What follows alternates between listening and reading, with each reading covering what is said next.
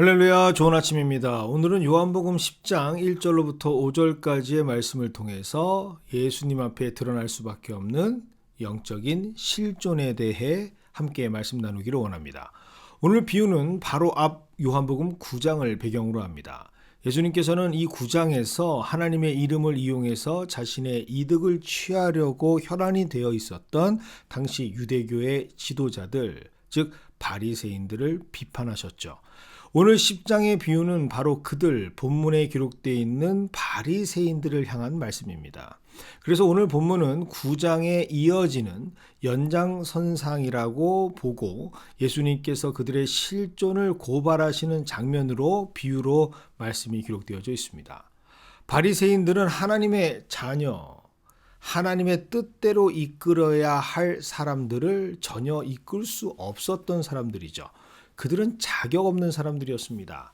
양이라 비유되는 영적인 존재들, 즉 하나님의 자녀들을 생명을 보호하고 그들을 양육하기 위해 수고하는 자들이 아니라 오히려 양의 생명을 위협하고 강탈하는 절도자이자 강도였기 때문이죠. 그들은 자신이 가지고 있는 종교적 권위로 백성들의 영혼을 수탈하고 영혼을 파멸시키는 자들이었습니다. 예수님께서는 왜 이렇게까지도 강하게 비판하셨는가? 그것이 바로 오늘 본문 10장 1절에 기록되어 있는 내용입니다. 본문에 예수님께서 지적하시는 죄, 바리새인들의 문제점은 바로 그들이 문을 통해서 출입하지 않는 자들이었다 말씀하시는 비유의 핵심이죠. 그들은 진리의 말씀, 생명의 말씀, 살아 역사하시는 하나님의 말씀이 아닌 다른 복음으로 양들에게 전하고 있었습니다. 지극히 자신의 이익을 도모하기 위해서 그리고 그들의 목적을 곤고하게 하기 위한 수단으로 말씀을 사유화했던 것이죠.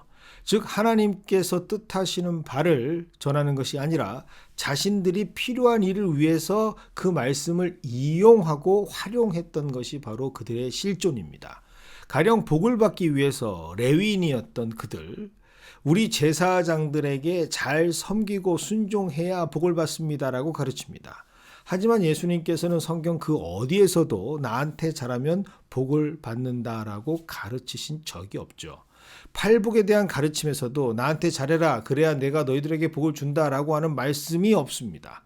그런데 그들 바리새인들은 전혀 꺼리낌 없이 예수님께서 하지도 않았던 그 말씀을 하나님의 말씀이라고 말하면서 자신의 목적을 위한 수단으로 사용하고 가르쳤던 것이죠. 예수님은 이것을 오늘 1절 말씀을 통해서 분명하게 정죄하시고 비판하고 계십니다. 바로 그들의 행위가 문을 통하여 양의 우리에 들어가는 것이 아니라 다른 데로 넘어가서 양을 훔치는 절도와 강도짓과 같기 때문이죠. 그리고 그들에게 아주 기가 막힌 예시로 그들이 목자가 아닌 절도자였고 강도였다라는 사실을 깨닫게 하십니다. 3절, 4절, 그리고 5절이 바로 그 내용을 기록하고 있습니다. 목자와 절도, 강도자를 구분하는 아주 드라마틱한 결정적 차이가 무엇인지를 알려주시고 있죠. 그것은 바로 음성을 인식한다라고 하는 말씀이죠. 양들은 주인의 음성을 100% 듣고 알고 따릅니다.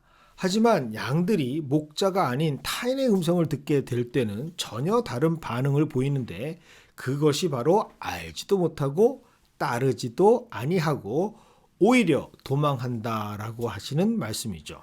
결국 진짜 목자인지 강도와 절도자인지는 다름 아닌 양들이 선명하게 판단할 수 있는 기준이 된다라는 말씀입니다. 진짜 목자라면 담을 넘을 필요가 없었겠죠.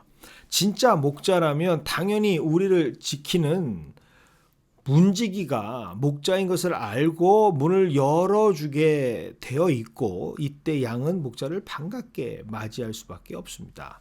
그리고 6절에서 결정타를 그들에게 날리시죠.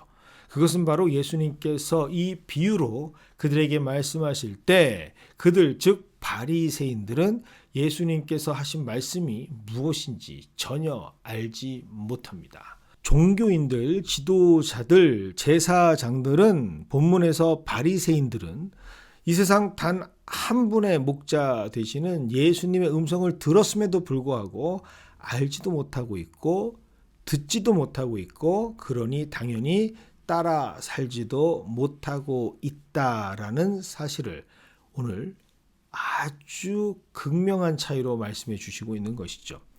하나님의 양이 아닌 자들이라는 사실을 예수님께서는 아주 단호하게 밝혀버리십니다. 그래서 오늘 말씀은 특별히 말씀으로 성도를 양육하는 목양의 자리에 있는 리더들, 그리고 말씀을 맡아 가르치는 교사된 자들, 하나님의 귀하디 귀한 어린 양들, 그들을 이끌어가는 목자 역할을 감당하는 교회의 리더십들에게는 너무나도 중요한 말씀이 됩니다. 그리고 리더들에게 솔직한 영의 모습을, 자신의 하나님 앞에서의 솔직한 실존의 모습을 비춰볼 수 있는 거울의 말씀이 됩니다. 특별히 저와 같이 하나님의 말씀으로 주의 뜻이 무엇인지를 분명하게 전해야 하는 말씀의 종들에게는 반드시 가슴에 새겨야 할 말씀이 바로 오늘 본문의 말씀입니다.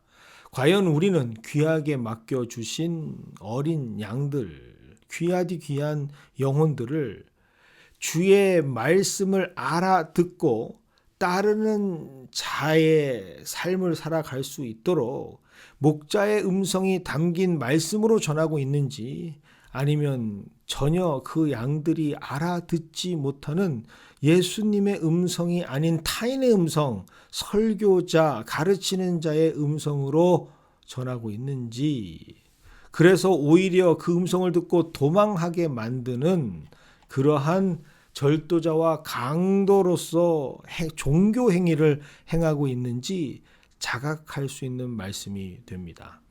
그리고 오늘 이 말씀이 부모된 자들, 특별히 우리 자녀들을 말씀으로 양육하는 그러한 귀한 직분을 주신 부모들에게 적용될 때는 너무나도 가슴 아픈 말씀이 됩니다. 그리고 상당한 파괴력을 지닌 말씀이 되죠.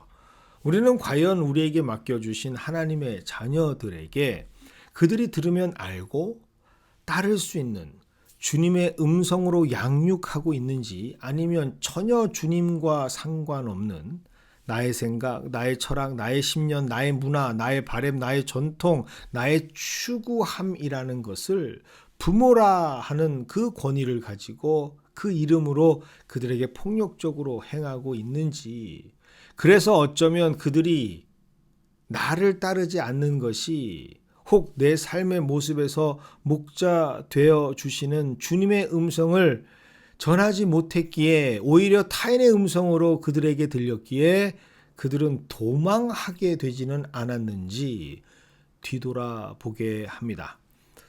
매일 아침 거울에 비춰진 나의 얼굴을 100% 만족하며 흡족해하는 사람은 과연 몇 명이나 될까요? 실제로 우리의 얼굴의 상태가 그렇게 매일매일 100% 만족할 수 있는 상태라고 하는 것도 어렵습니다. 가끔은 나 스스로도 거울 보는 것이 힘들고 짜증날 정도로 내 얼굴이 망가져 있을 때도 있습니다.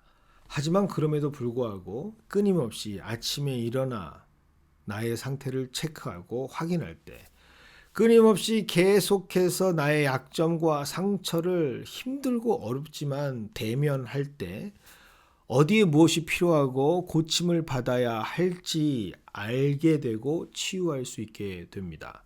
그래서 오늘 말씀이 한편으로는 굉장히 가슴 아프고 가슴 사무치는 말씀이 될 수도 있지만, 한편으로는 소망이 되는 말씀입니다. 그리고 우리에게 희망을 주는 말씀이 됩니다. 곧 하나님께서 치유해 주시기 때문이죠. 이 소망으로 오늘 하루를, 회복이 시작되는 하루로 살아가시는 저와 여러분이 되기를 원합니다. 그것이 바로 오늘 우리에게 말씀을 주신 이유이기 때문입니다.